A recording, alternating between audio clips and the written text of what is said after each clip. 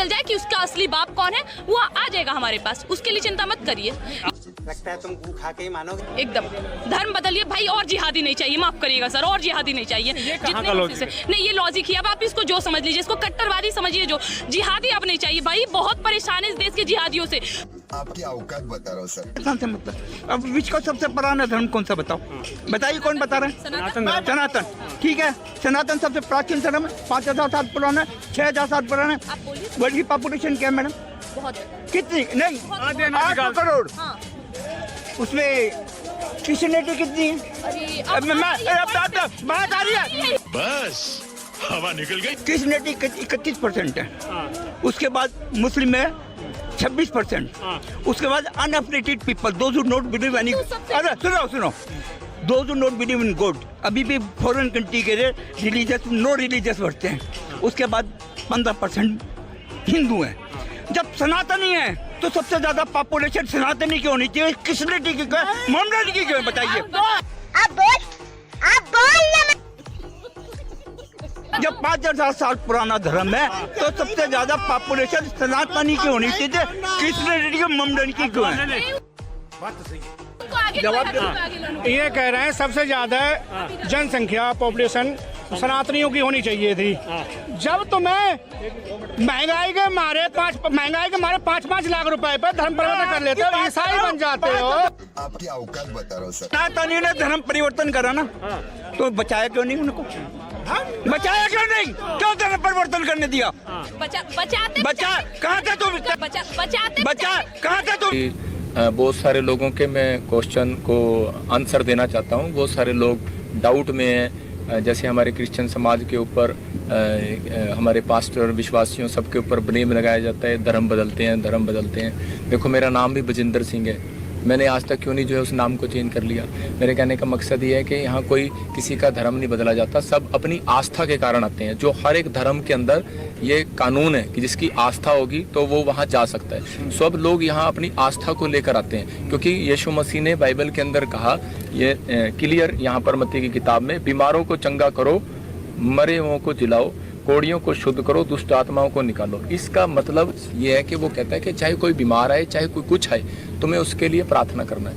ये हमारा एक कर्तव्य है कि हम यीशु मसीह के वचन के अनुसार हम प्रार्थना करते हैं। लेकिन हर एक व्यक्ति ये बोलता है कि लाओ जी हम पेशेंट ले आते हैं, चंगा करके दिखाओ। हम तो इंसान हैं, हम भगवान थोड़ी हैं, हम परमेश्वर थोड़ी हैं, हम तो एक भक्त हैं उसके। हम जो हमें एक परमेश्वर ने जो है एक बख्शीश दी है, जैसे आपके हिंदू धर्म में बोला जाता है, किसी भी समाज में बोला जाता है बख्शीश, तो वो बख्शीश हमें मिली है कि परमेश्वर हमें ने आशीष दी है कि हम प्रार्थना करते हैं, बहुत सारे लोग चंगे हो जाते हैं। मतलब ये तो उसकी आस्था के कारण है। बाइबल बोलती है, कह रहा कि 3 लोगों का विश्वास, कह रहा एक प्रार्थना करने वाले का विश्वास, एक बीमार को लाने वाले का विश्वास और एक बीमार का विश्वास देखा जाता है। एक पादरी का विश्वास है ना, देखो आप कल्ला उसका विश्वास भी देखो ना, क्योंकि बाइबल बोलती है जा तेरे विश्वास ने तुझे चंगा कर दिया। मतलब कि जो आप विश्वास के कारण जो भी कोई आएगा, तो जिसके घर में कोई आशीष मिलेगी तो हो जाएगा। मैं खुद, मेरी मम्मी को प्रॉब्लम थी, तो जब वो उसके लिए एक प्रार्थना की किसी व्यक्ति ने, पास्टर ने, और आज से 11 साल पहले वो बिल्कुल ठीक होगी। मैं उसी समय, अब मेरी माँ को कौन रोक दे? मेरी माँ ना कोई, मेरी माँ कहीं चर्च जाती ना कहीं किस करती, घर बैठ के यीशु मसीह का नाम लेती है, बोलती है कि मैं तो उसका नाम लूंगी। मतलब तरन पट्टी में कांड हुआ, हाँ, लदुवाना में कांड हुआ, उसके बाद बिशप हाउस जो जलंधर के बिशप हैं वो अमृतसर जाते हैं और वो कहते हैं कि जो ये चर्चेज हैं, जैसे आपकी हो गई या मुला जी की हो गई या कोई और हो गई, ये हमारा हिस्सा नहीं है। नहीं, वो सब हमारे भाई हैं आपस में। एक बार ऐसा भी हो जाता है, कई घर में 3 भाई रहते हैं, आपस में लड़ पड़ते हैं, तो इनको हम क्या कर सकते हैं ना, चक्कर ही है। पिछले दिन एक बच्ची ਨੂੰ ਲੈ ਕੇ ਕਾਫੀ ਹਿੰਸਕ ਅਲੱਗ-ਅਲੱਗ ਕੋਟਨਾਂ ਤੇ ਖਬਰ ਵੀ इतनी असलियत की है। हाँ देखो, मेरा काम है प्रार्थना करना, और मैं तो प्रार्थना करके वापस चला जाता हूँ, ठीक है ना। मैं उस दिन भी प्रार्थना कर रहा था, मैं कभी स्टेज के ऊपर से प्रार्थना करता हूँ, और क्या है हमारा ऑनलाइन चलता है, आप लाइव देख सकते हो, ठीक है ना। कि और दूसरी बात, जिनके लिए हम ले एंड प्रे करते हैं, क्योंकि यहाँ यीशु मसीह ने बीमारों के ऊपर हाथ रखा और चंगे हो गए। हमारा काम, ना हम किसी से पैसे लेते, ना हम किसी को ये शिक्षा देते। कहीं ना कहीं नाम आया है ना पैसे, ये वो नाम इसलिए आते हैं क्योंकि कई लोग हर तरह से प्रोपगंडा रच रहे हैं, क्योंकि आप देख रहे हैं रोटियां सेक रहे हैं लोग समाज में अलग अलग तरीके से। पॉलिटिकल वेंडेटा नजर आ रहा है इसमें कहीं ना कहीं। देखो ना, मैं मेरे पॉलिटिकल भाई भी मेरे साथ है, मेरे खुद रिश्तेदार पॉलिटिकल है, मैं किसके बारे में कहूँ? मैं इनके बारे में कुछ नहीं कहूँगा, क्योंकि वो उनका काम है। मेरा तो काम है उनके लिए दुआ करना, परमेश्वर उन्हें बुद्धि दे, क्योंकि यीशु मसीह को बदनाम किया, आज वो हमें कर रहे हैं, कल को वो भी प्रभु को विश्वास। और दासी उसके बच्चे कहलाते हैं। तो हमें अब आगे होके आना होगा। जिस तरह से आपने देखा है प्रॉफिट विजेंद्र जी को, आज कोई नॉर्मल बात नहीं है मेरे भाई बहनों। उनने पूरे पंजाब में और यहाँ तक कि पूरे वर्ल्ड में प्रभु का नाम ऊंचा किया है। नरोला जी ने, आज देख सकते हो आप, कितनी बड़ी चर्च और हर एक चीज़ की व्यवस्था प्रभु के नाम से हमारे लिए की, क्योंकि हम सुरक्षित रहे।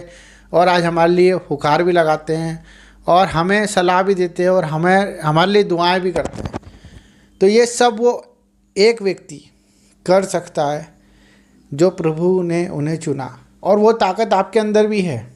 जब हम एक होके 100 हो सकते हैं, 1000 हो सकते हैं, लाख हो सकते हैं और अनगिनत हो सकते हैं, क्योंकि परमेश्वर ने हमें वो ताकत दी है। पर वो जान गए हैं उनकी ताकत को। प्रॉफिट जी, नरोला जी और जितने आज पास्टर है वो अपनी ताकत को जान गए, क्योंकि प्रभु ने उन्हें सेवा करने का अवसर दिया है। आपको भी दिया है। आप तन मन धन से सेवा करें, प्रभु आपको 4 गुना देने वाला है। और उदाहरण खुद प्रॉफिट जी हैं, खुद नरोला जी हैं। आज आप देखो कि हिंदुस्तान में मसीहों को अंग्रेज़ों के साथ संबोधित किया जाता है। मसीहों को एक अलग ही जाति ठहराना चाहते हैं। वो इंसानियत को छोड़ उन्हें मारना काटना चाहते हैं। उन भाइयों के साथ जो हो रहा है वो इसीलिए हो रहा है क्योंकि उनके आगे कोई आना नहीं चाहता है। आज हमारी माँ बहनों के साथ बुरा हो तो हमें चुप नहीं बैठना है। हमें कानूनी तरह से और हमारे बल से जो हम कर सकते हैं, हमारी समझ से जो प्रभु ने हमें दी है, उसका उपयोग करना पड़ेगा।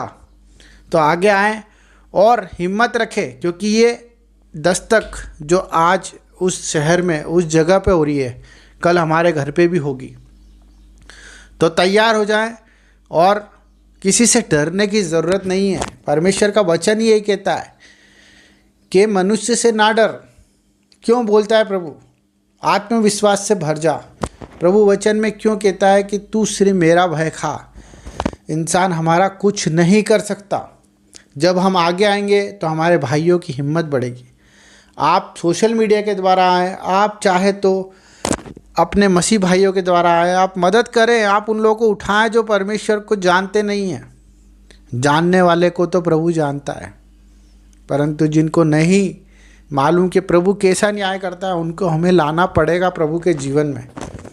तो हिम्मत जुटा लो और प्रभु के काम से भिड़ जाओ और प्रभु के नाम से सेवा करो, मदद करो, दान दो, दशवांश दो, ज़्यादा से ज़्यादा अपनी उपलब्धि, अपनी मौजूदगी दो प्रभु के नाम से।